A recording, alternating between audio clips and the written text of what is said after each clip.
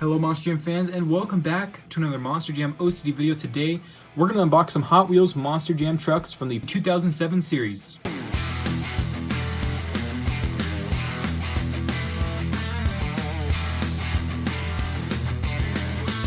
Well, welcome back everyone. Today I'm going to be unboxing some trucks that I do need for my Hot Wheels Monster Jam collection. I am only 3 trucks away from completing that collection, and I'm very excited to finally be close to finishing that up. And I want to thank Tyler for helping me out, my friend Tyler on Facebook and Instagram. He's awesome. He helped me get these trucks. He sold them to me for a good price as well.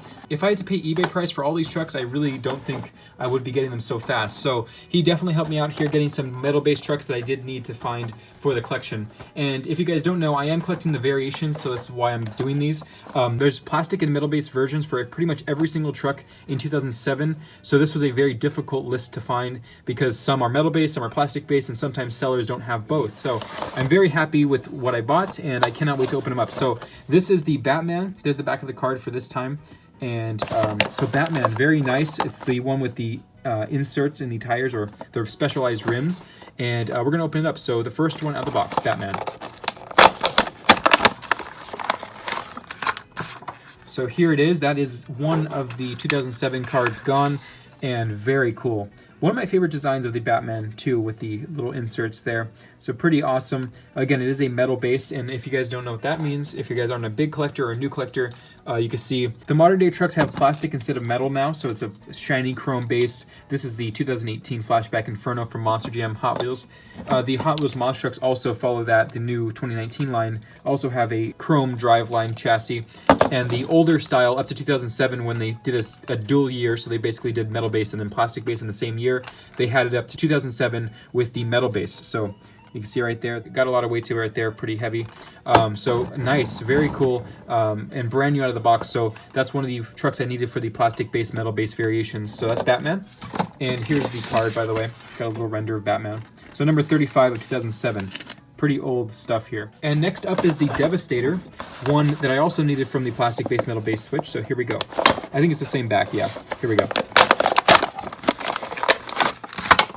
So here it is, the Devastator, number 53 of 2008. And I do have the plastic base version of this one. Very nice, fresh out of the box, beautiful paint job.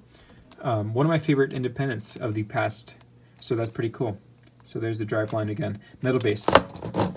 You can hear a kind of different sound when you move them too, kind of a rumbly sound. So there's the Devastator. A 2 Extreme Racing truck, Scarlet Bandit. Austin Dowgren will be very happy about that one. Shout out to you. He loves 2 Extreme Racing, and this is one of them. So here we go, Scarlet Bandit metal base.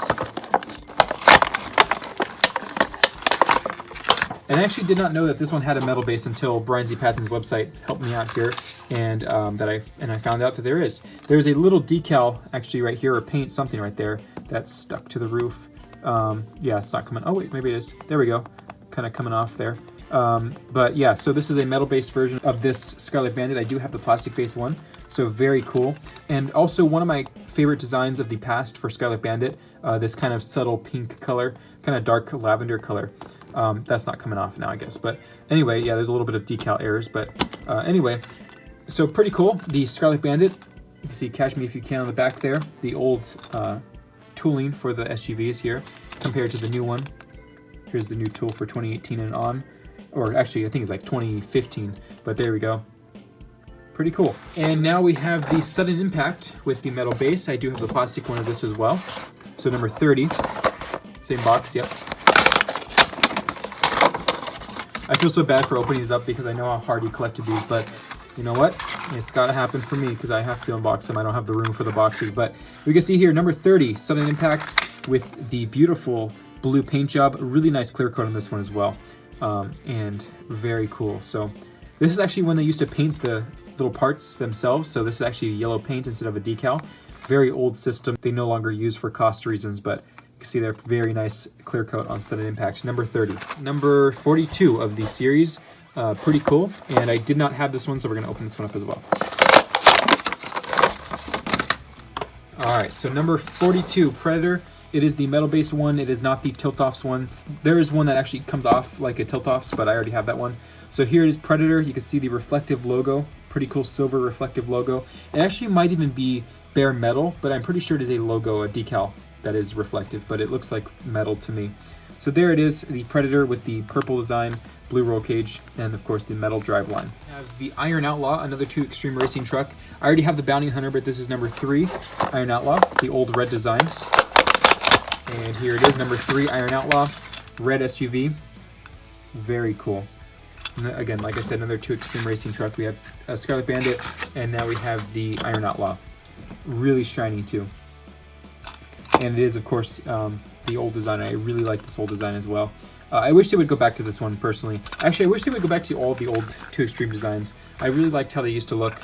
And of course, obviously you can't use these sponsors anymore, but a lot of this design, I really like how they used to do it here. So there's the metal base. This, of course, is also not the tilt-offs one. They do have a tilt-offs one, but I am actually not looking for that one anymore.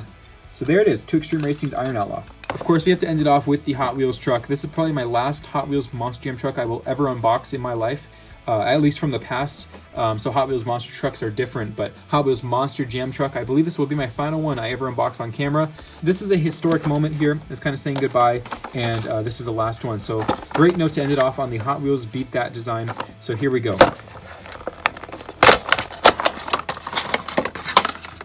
All right, number 15 of 2008, the Hot Wheels. Of course, it's when they used to have that slogan, Beat That. Well, I love the gold design with the blue flames, and you can see there Hot Wheels on the side, and the gold rims with the metal base. So that is it. That is the last Hot Wheels Monster Jam truck I think I will ever unbox on camera. I could be wrong, but I'm pretty sure that will be the last one. So there it is, the lineup for my new collection editions. Thank you again, Tyler, for helping me out. This is an awesome addition, and these are great trucks. You helped me get my list down to 3 trucks, so I'm very close. I am taking it very slow because I don't want to finish it off too quickly, and I will have some more awesome things coming in the mail from Hot Wheels Monster Jam to finish off my collection. But for now, we're going to focus on the future. Of course, Hot Wheels Monster Trucks and Spin Master Monster Jam. So I'll see you guys next time. This is Random Monster Jam OCD, signing out.